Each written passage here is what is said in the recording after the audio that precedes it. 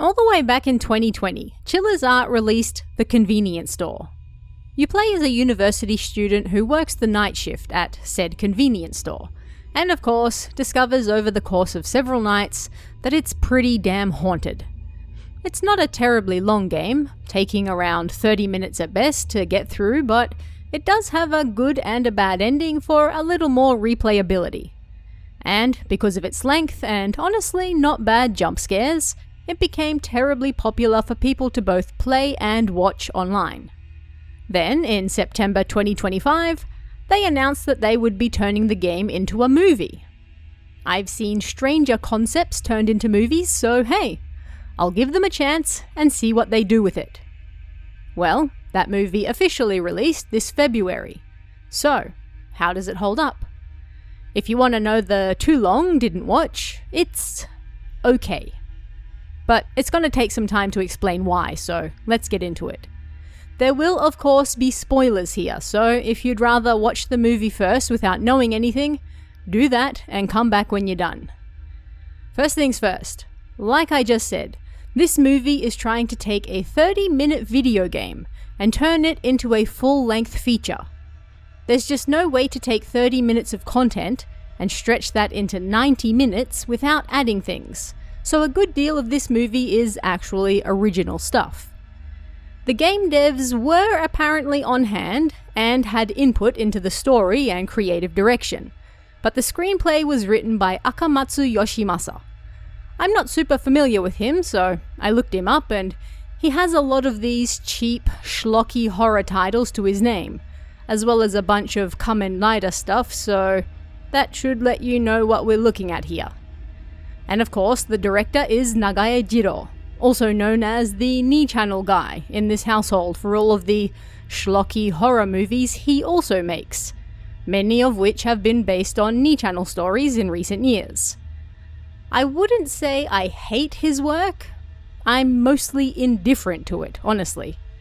He never seems to make anything good, but it also isn't the worst slop I've seen either. He's pretty consistent though, so if you feel strongly one way or the other about his works, this movie is unlikely to change your opinion on that.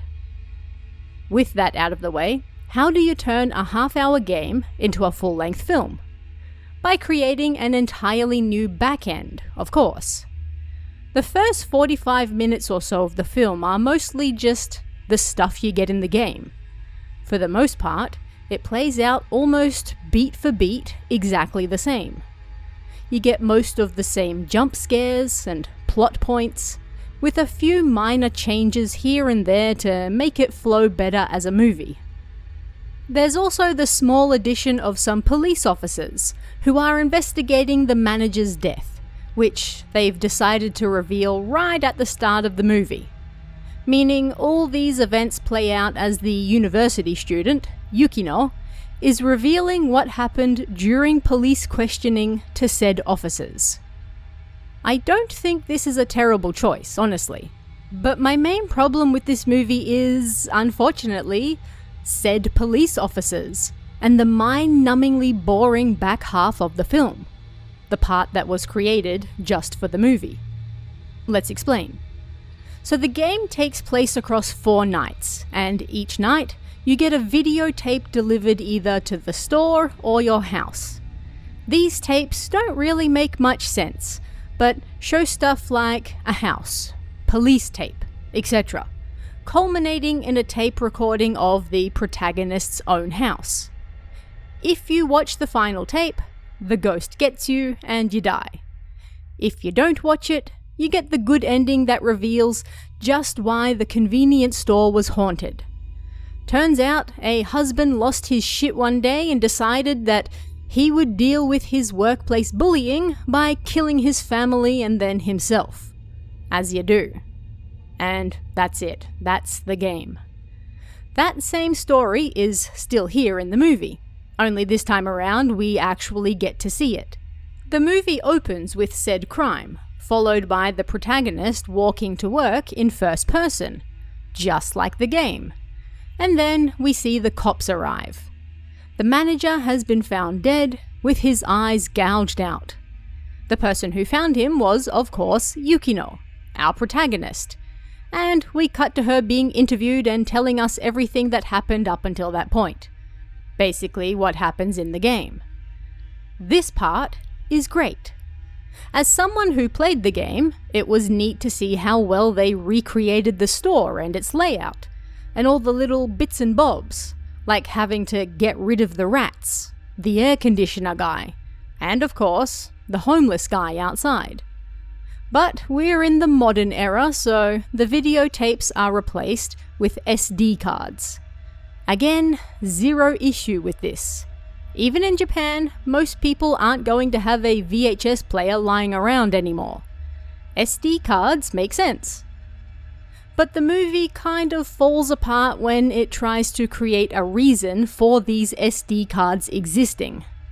There's no real reason for them in the game.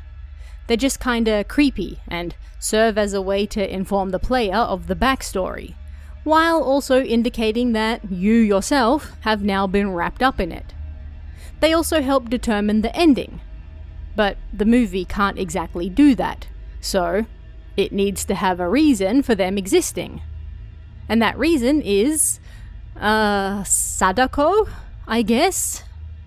Suzuki Koji, rest in peace, King, should maybe feel honoured that yet another story has decided to straight up copy his work for what has to be one of the most obvious and honestly dumbest attempts at a twist. The movie decides that the only way to truly be free of the ghosts haunting the convenience store is, of course, to copy video files on the SD cards and then make someone else watch them before the time limit is up. In other words, as soon as she started watching that first SD card, the clock started ticking. By the end of the fourth night, the person most precious to you will die. No, I don't get it either, but don't question these things. Now, our protagonist Yukino is lucky because she decided to give the homeless guy outside some food. And he's not just any homeless guy. Oh no. He knows what's going on, and he knows exactly what to do. Why? Don't ask questions. The magical hobo just knows. So, he tells Yukino she needs to copy the files and make someone else watch them. Sure, then that person will be cursed, but that sounds like their problem, not hers, you know? So, that's what she does. She makes the cop watch them during questioning, and that's why she kept looking so anxiously at the clock the whole time. See? Foreshadowing! It's good storytelling. So then, halfway into the film, we basically switch stories and genres as we now follow the cop. Investigating the exact same things. Again. It's 45 minutes of what we just saw and experienced, but now it's being done by a poorly written and acted cop instead. But you see, his wife is now pregnant, so we're supposed to feel for him, I guess. Because if he doesn't also discover exactly what that girl did in the first 45 minutes, then his wife will die. Or something. You can no doubt see the massive glaring flaw here, even if we set aside how silly the whole copy the videos to new SD cards and make someone else watch them thing is. Which, by the way, the movie never actually explains why you have to do this. At least Sadako had a reason, but I guess they just want you to think the same thing here. I don't know. But either way, they're making you watch, in essence, the same storyline twice in a row. Except now you know the score, so it's actually 45 minutes of complete boredom while you wait for this cop to figure it out too. I had a look at a few other reviews and it seems many others also feel the same way.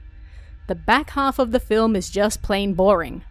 It's not well written, it doesn't serve any real purpose, and I found myself wanting to grab my phone to doom scroll while I waited for it to end. I rarely want to do that, even during bad movies. That's how boring it was. And for me, boring is the biggest crime. Bad is fine, as long as it's still entertaining, but this had me zoning out and wondering when it would end.